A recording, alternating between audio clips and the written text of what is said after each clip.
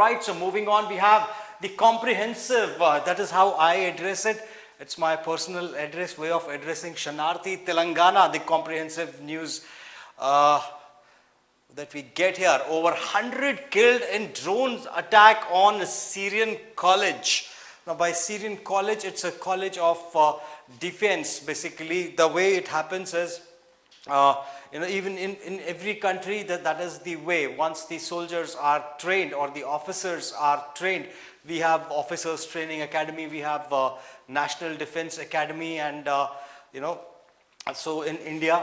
And once they graduate from there, once they are ready to join the forces, their training completes. There is a ceremony that is held celebrating their achievement, and all their family members usually join that ceremony. And also let's read through what happened out there. If you see the number of armed personnel, so at least 100 people were killed in a drone attack that struck the military academy in Syria's Homs province while a cadet graduation ceremony was underway. So as I explain about this and also about Syria, for most of us, Syria rings the bell as ISIS. So they have their connections with the ISIS as well. But apart from that, as a country, as a nation, apart from the terrorist organization ISIS, Syria homes a lot of Muslim community, along with Christianity is also a prevalent religion that is followed. That's Christians are in minority out there. So amongst the Muslim, just to give a prelude of as to what exactly might have happened out there. So Muslims are divided into Shia and Sunni, and they are opposite to each other. They retaliate with now the Christian minority and the Shia minority out there, they joined hands together and formed a rebellion group, which has actually given rise to a state of a cold war between Syrian government and the rebels. So moving on, citing a statement from General Command of the Armed Forces, Syria's state-run Sana news agency said several drones carrying explosive targeted the academy just after the ceremony ended on Thursday afternoon. Now the important point is how these bombings were carried out. These bombings were carried out. Also, before I move on, can you just tell me, good morning, all right, and Balaji is also here, wishing a good morning to, Balraj is also here, wishing a good morning to Malana.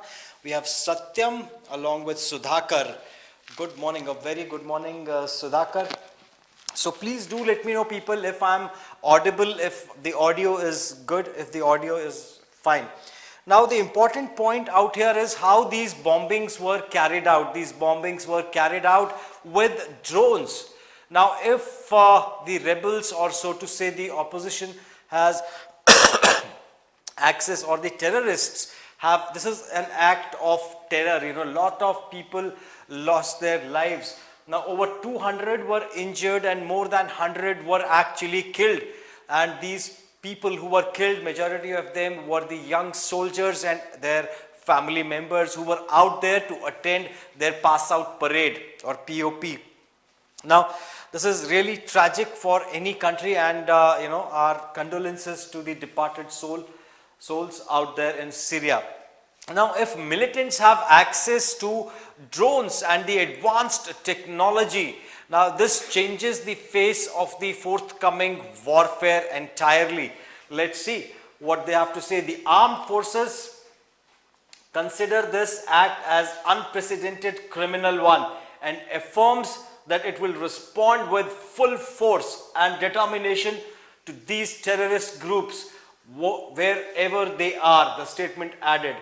In another report, Health Minister Hassan Al-Gabash, as cited by Sana, mentioned that the assaults resulted in injuries to over 200 individuals. Among the casualties were 6 women and 6 children. So even children are being killed out there. including families of the cadets. No group has claimed responsibility for the attack. The Syrian Observatory for Human Rights, based in UK, stated that the defense minister of the country had attended the event but departed minutes prior to the incident. UN Special Envoy for Syria, Geir Pedersen, described the attack as horrific and urged all parties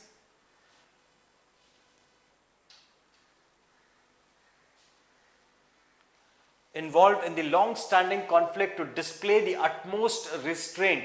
Syria announced a 3-day state of mourning commencing on Friday. So the state will observe a 3 days mourning for the departed souls. And owing to which, in anticipation of potential government retaliation, religious authorities in opposition-held areas of northern Syria declared the suspension of Friday prayers in mosques, encouraging people to pray at home due to concerns about the safety of Muslims. While not identifying a specific group, the military attributed the assault to insurgents allegedly supported by well-known international forces, affirming a robust and decisive response against these terrorist organizations, wherever they are situated. This attack is expected to incite a surge of violence in the northwest of the country, previously relatively stable since the ceasefire brokered by Russia and Turkey in March 2020, which ended a 3-month government offensive against insurgents. Now, Russia was also mediating, when this all started. So Russia was a participant, and Russia actually mediated, and there was peace prevailing after that. But since Russia itself is in a state of war, it's engaged in a war with Ukraine, owing to which they might not have had time to actually address the rebels here, or to take care of the ceasefire. Now, no entity immediately claimed responsibility for the attack on Thursday, and also Russia is gearing up for a nuclear attack. Now, that's another news. While I was following the news out there, so Russia is all set. So there is a nuclear war threat, and if that happens, then will it be the cause of Third World War? That's another news that is in the air. Now, no entity immediately claimed the responsibility for the attack on Thursday, as Syria continues to grapple with its 13th year of conflict, resulting in loss of approximately 500,000 lives. So more than 5 lakh people have actually died. During the night, Syrian troops intensified their assault on the last major rebel-held regions in parts of Idlib and Aleppo provinces, causing casualties in the town of Dart Azay, with at least 3 people killed and over 15 wounded, as reported by the opposition's Syrian Civil Defense, also known as the White Helmets. In Homs, a somber scene unfolded as hundreds of mourners dressed in black and overcame with grief gathered outside the Abdul Qadir Shakfa military hospital. The remains of 30 victims draped in Syrian flags were placed in ambulances to be transported to their respective hometowns for burial. So very, very tragic news coming in from Syria. So people, do let me know if you want to know more about how Syria, what exactly, how ISIS was formed, or do you want to know more about the Khilafat movement that started, or the non-alignment that Syria is up for? Or in fact, there is more history to it. Syria actually has a very, very I would say rich history, although it is not known in today's world for doing the right things. We have it is directly attributed, the terrorism is directly attributed to the Syrians, but it is not that way. There is more to it. They have an entire history. The Ottoman Empire is the actual thing. Please let me know if you would want to know more about the advent of Ottoman Empire, the crusades that happened during that time. So we can actually discuss on those lines as well. So that's history, people.